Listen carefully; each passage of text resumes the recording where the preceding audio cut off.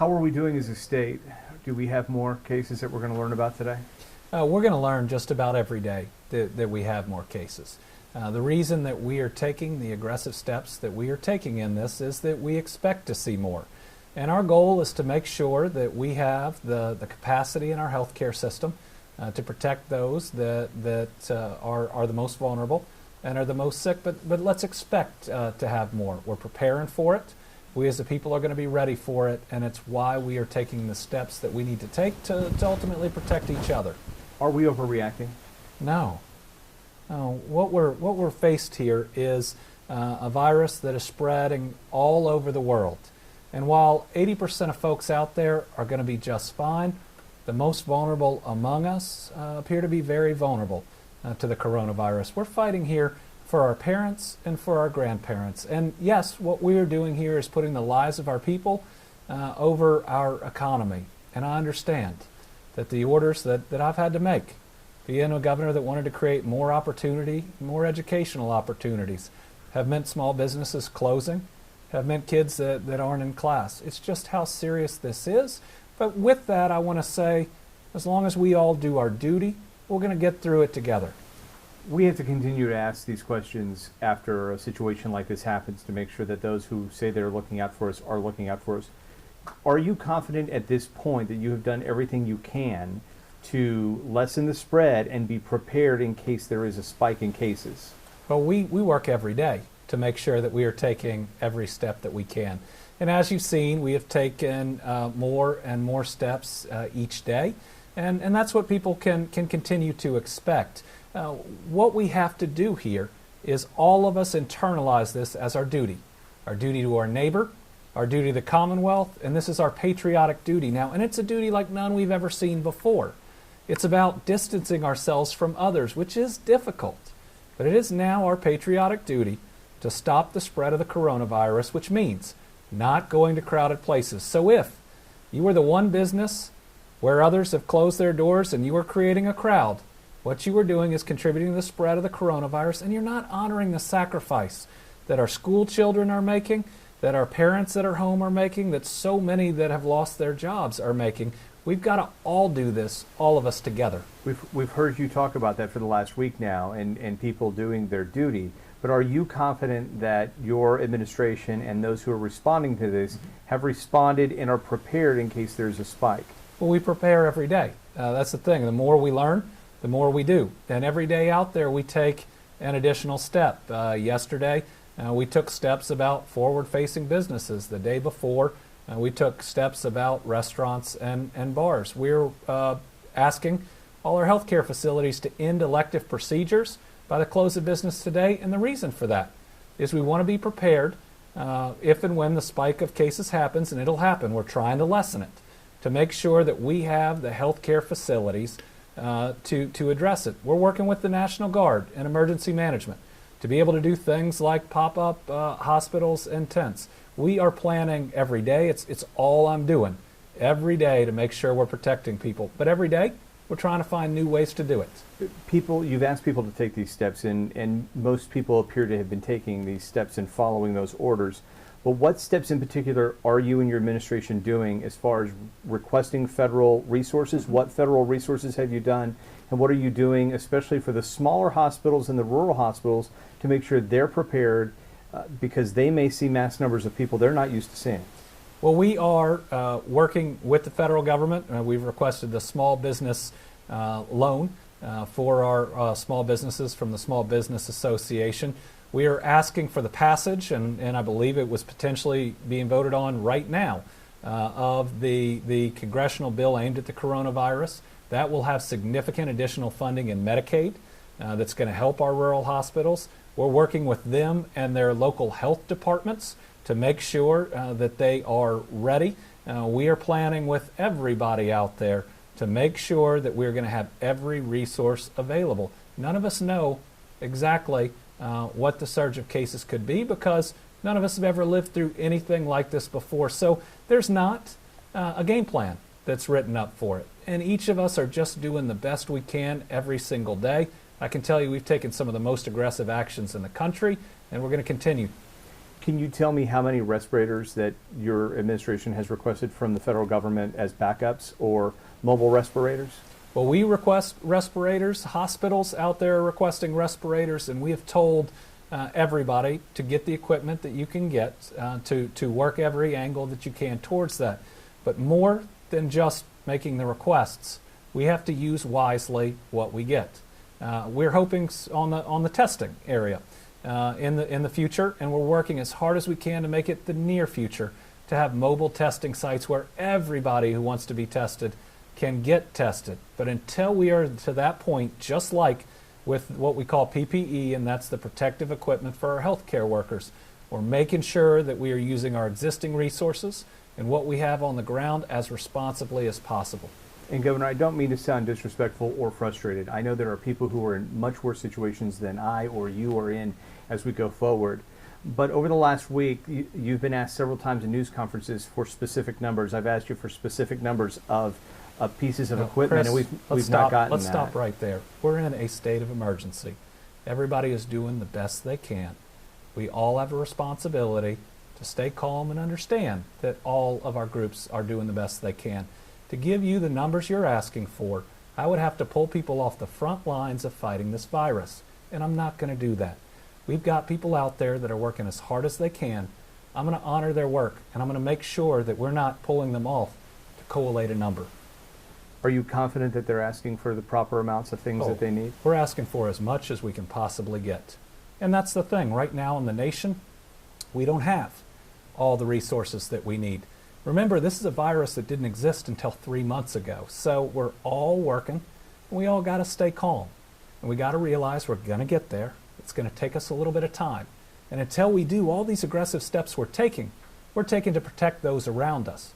Now, once we hit full mobile testing, once we hit, in the future, other ways to address this, we're going to do it. But until then, we got to be protecting our people with every step we can. What was it that moved this into the next level? We saw the president didn't move till a couple of days after you had moved. There had been a couple of states that had taken some of the similar precautions that you've taken in. And we're now seeing reports that the president may have seen that have painted a very dire picture. What was it that motivated you? Was there a tipping point or a piece of information you got that decided that you needed to start taking these steps? I'm following the advice of our state health commissioner, and he is talking to his colleagues all around the country. The medical community has been very clear about what we face, about the way that it is spreading, about what we have seen in other countries, and knowing how vulnerable parts of our population are, and we're Kentucky. So when we talk about heart, lung, and kidney disease being those that are the most vulnerable, that's a whole lot of our people. Once we saw what had happened in other places, we knew the steps we'd have to take. And each press conference I show, when you look back at the Spanish flu, which isn't something that people ought to look at and think it's the exact same thing, because this is not as deadly, it doesn't impact all the same demographics, and our healthcare system is a lot better. But what we see based on that pandemic is that direct action early is what is best for our people, that it saves so many, that it protects the health care of the most vulnerable. I'm going to be the governor that acts and doesn't wait and act 2 weeks too late. What is your team telling you on a timeline of when we may see a market increase in these cases? Every case is arguably tragic and concerning, but we've gone from one just shy of 2 weeks ago to just over 20 now, and we've not seen this spike of more than just a handful a day. Do you think that is going to happen, and do you have a timeline of when you start to anticipate to see those numbers climb? Well, what we know is that we are seeing increased numbers across the country and across the world, and we ought to expect it. And there are a lot more people out there right now that are carrying the coronavirus than have tested positive. And that's because for 80% of people, and this is a blessing, and it's hard to see blessings in this, but 80% of people who get the coronavirus are going to be asymptomatic, meaning no symptoms, or just mild symptoms. So there are people who are going to have it who never even know about it. And because of that, we know that this spread is much more widespread, and we're planning for it. We will see a spike either as it continues to grow through our current rate of testing, or we will see it when we are able to provide much more testing out there. But we know it's coming. Our job is to lessen it as much as we can and to make sure that we have that healthcare capacity to help everybody who's sick. You're a father, I'm a father. We've both had to deal with our own kids in our own ways. You put out that video yesterday to give parents an idea on how to deal with them. And I believe that you and I both played a little bit of baseball in our youth. And your son plays. I didn't play very well. Your son plays. What would you say to a kid who's a high school senior looking at their spring sports and looking at that being canceled and trying to put into context the fact that the most important year that they've prepared for is now possibly a wash? What I tell them is, you may think this is the most important year in your life. It's not even close. And what's important are all those years that we spend with our loved ones all across this country. I get that you love your sports, and I love our sports. But our people are so much more important. And everything we're doing right now is to protect those around us. So, yes, it can be disappointing. But we've got to say that the health and safety of others is more important than a lot of those things we enjoy. In fact, we got a lot of people who put their hearts and dreams into their small business that they're having to close right now. And what they are doing is putting the lives and health of others in front of those dreams. So I get that there are those that could be frustrated because of the lost opportunity, but this is a once-in-a-lifetime challenge that we as Kentuckians have to come together. And we will win. But we got to understand it takes all of us, and that there are going to be sacrifices all around, but we're going to make it. We just got to understand our life's going to be altered. We got to understand it's our patriotic duty to follow the guidelines, and we'll make it. As we move forward in the next couple of weeks, and many are now laid off, unemployed because of this, waiting for checks to arrive, and the food starts to dwindle down in their cabinets, and the quarantines aren't lifted, or the shelter in places are not lifted, what are you doing to prepare for that? Are you prepared to possibly have food rationing, or do you think checks will go out in time to help people? We're going to make sure that our people are okay, and they need to understand and believe and have faith in that. We have waived waiting periods for unemployment originally. That caused our servers to crash. They're back up. We have got more people. We're going to get everybody processed. We're going to make an announcement today about Medicaid. Again, making sure everybody has the health care that they need. We are going to have enough food as a country. I've been working with our retailers, and we're going to make sure that everybody can get access to that food, even if their income has been hit. We're going to come together. We are going to take care of each other, and we're going to get through this. What we can't allow is our fear of the uncertainty, our anxiety over our changing circumstances, and they are a lot, to make us react or panic. That's when we forget about our duties to each other, and we do things that aren't helpful in the long run.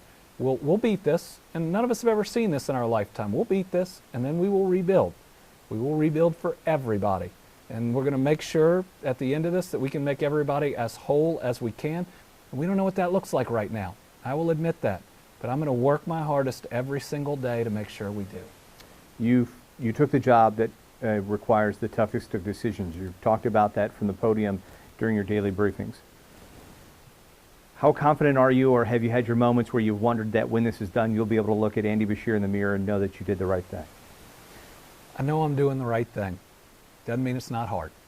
Knowing that people's businesses are closing, that their livelihoods are changing, but it's nowhere near as hard on me as it is on them.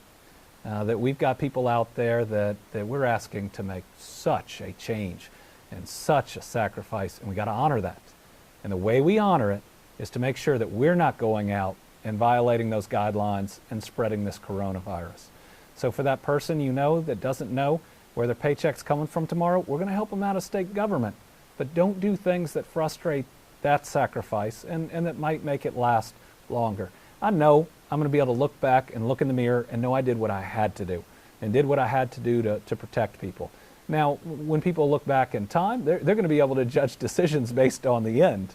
And if we've done this right, and we've lessened the number of cases, and we've protected everybody out there, maybe at that point they'll think we were too aggressive. But as long as we protected everybody out there, I can live with that. Thank you, Governor. Thank you.